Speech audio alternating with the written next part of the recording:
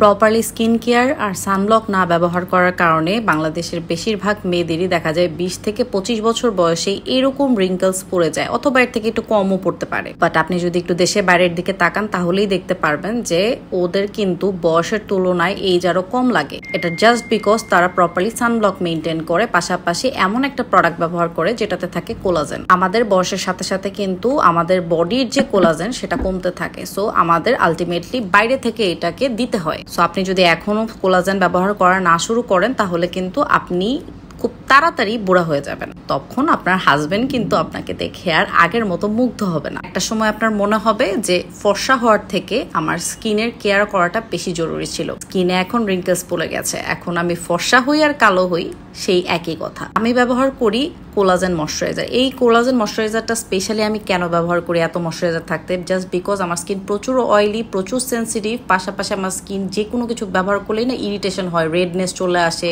পাশাপাশি আমার স্কিন প্রচুর পরিমাণে রেড হয়ে থাকে, লাল হয়ে যায়, যার কারণে আমি সব প্রোডাক্ট ব্যবহার করতে পারি না। স্পেশালি এই প্রোডাক্টটা ব্যবহার করতে পারি কারণ এটার মধ্যে সেন্টেলা অ্যাসিড। আর আমি কিন্তু কোনো ফিল্টার ইউজ করি নাই, আগে দেখিয়ে দিলাম, দেখো, নাহলে ব্রোনগুলা কিন্তু জীবনেও দেখা যাইতো না। আর এটার কিন্তু অসংখ্য রিভিউ আছে পেজের মধ্যে। যাদের কোনো প্রোডাক্ট স্যুট করে না তারা এটা ইউজ করতে পারো, খুবই ভালো।